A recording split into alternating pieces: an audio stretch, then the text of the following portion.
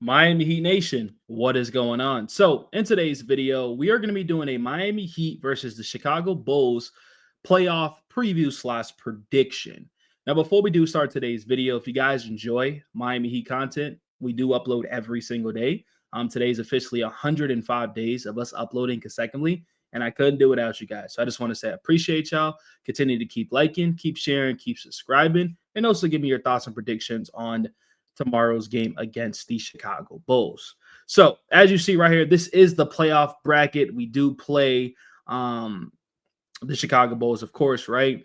And then we have to win another game. But we're not going to get there just yet because we have to win the Chicago Bulls game. And if we lose one game, we're eliminated, right? So that's what happens when you are the 10th seed. So we're going to break it down by looking at the standings first, right? So we all know season's over. And when we look at the Chicago Bulls, right, they finished off the season 39-43. They were the ninth seed. Their conference record was 28-24. Their home record was 18-23. And their away record was 21-20. The last 10, they finished 7-3. And they finished off the season on a 3-game win streak.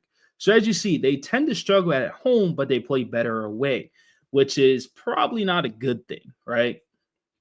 Anyways, the Miami Heat, we finished off 37-45. We were 24 in the conference, 24-28. Our home record was 19-22, and our away record was 17-23. So either way, where we played wasn't the greatest. I mean, we played better at home, but still was negative home and away, right? We finished off the season 6-4, and then of course we lost to the Wizards by that buzzer beater by Bud Carrington, right?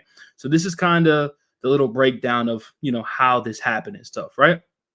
Now, the next thing I do want to look at, right, is the season preview. Not the season preview, the season series, right? So when we look at the season series for both of these teams, the Chicago Bulls had the edge of us, right? So as you see right here, game one, the Miami Heat did lose 124-133.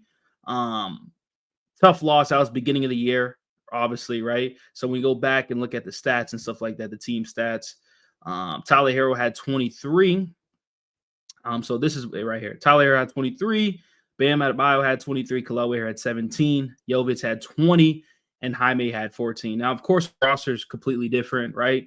We have Wiggins, we have Davion Mitchell. So that's a big factor, right? And you could kind of say that roster is a little bit different too. I don't think Lonzo Ball will be playing. I believe Io's dealing with injuries and stuff like that. So this was the first game that we ended up playing, right? We lost by like 9 points, right? The next game we lost once again, 114-109. So obviously they got the season series up 2-0. And when we look at the box score, once again, Josh Collins and Kobe White are the big factors of why they win the game, right? Like that's their front court or back court. I get confused, right? They're the two guys that we have to watch out for, of course, and then their rookie and Matas. But as you see, right, this game, Lonzo Ball didn't play. And then when you look at for the Miami Heat, Wiggins did play this game, so did Bam, and so did Mitchell, but we still couldn't pull it off, right? So now they're up 2-0. And then the most recent game, which they beat us 119-111. Once again, as you see, the box score for both teams right here, it's another loss, right? So Wiggins played, Bam played. So we had our main guys playing. Mitchell played, and we just couldn't beat them, right? And once again, as you see, Kobe White had he had 18 points, but he's 8 for 8 at the free throw line. Josh Giddey had 28. Their whole starting lineup was in double digits, right? And then when you look at the Miami Heat, like I said, all our players played. Tyler Herro did have 30. So they sweeped us for the season series. Now, necessarily that doesn't mean nothing when you head into the postseason because it's 0-0, but it is somewhat of an indicator that, they're a little better team than us, right? So they already had the edge on us, right? 3-0, right? Then when we look at the offensive ratings for both teams, right? So the Cavaliers, Celtics, Thunder, Knicks, they're all top, right? The Miami Heat is all the way down right here. It's actually funny because the Chicago Bulls are 114.1 and the Miami Heat are 113.5. So very identical for NBA team offensive rating, right? Which is actually very, very interesting, right? And then when we go to defensive rating for both of these units, of course, right? Which I'm going to pop up on the screen right here. Of course, the Miami Heat is ranked 9th because defensively we're a better team than them, right? And then when you look at the Chicago Bulls are ranked 18th. So obviously we are the better defensive team. As you see right here, points per game, we allow 110. Steals per game, we average about 8 steals a game, about 4 blocks, and about 13.7 3-pointers made, right? So that's for the Miami Heat. And then Chicago Bulls, like I said, they're 8 teams. So we do have the advantage defensively, but we got to somehow, some way stop Josh Giddey and Kobe White because they've been just going off on us every single time we play them, right? That's the big factor, right? And then when we look at the Miami Heat's team stats and stuff like that for the year, obviously our team leader is going to be Tyler Herro. Played 77 games out of 82, which is pretty impressive. 24 points a game, 5.5 assists and 5 rebounds. So that was a good year for him. Wiggins is averaging 19. Bam's averaging 18. Obviously, we don't have Jimmy Butler no more.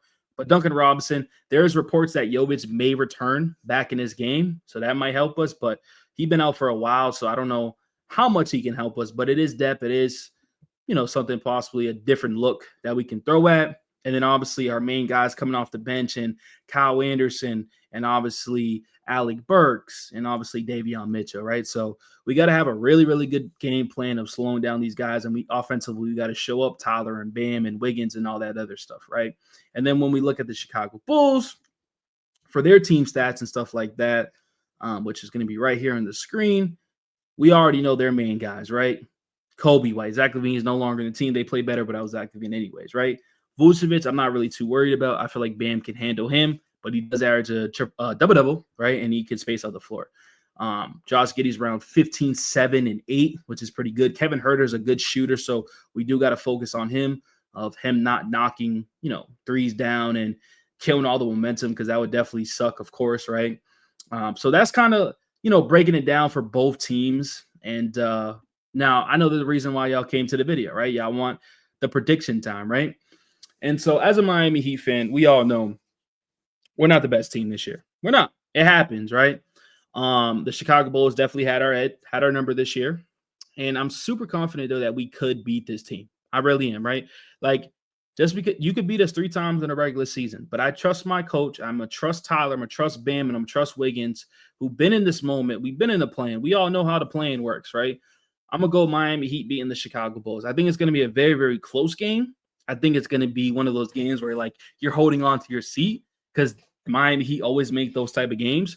But I do think the Miami Heat do pull this game out, and we win. And then we obviously got to play, the next team to get into the playoffs and stuff like that. So once again, let me know in the comment sections what do you guys think. Hopefully you guys enjoyed today's video. If you did, continue to keep liking, keep sharing, keep subscribing.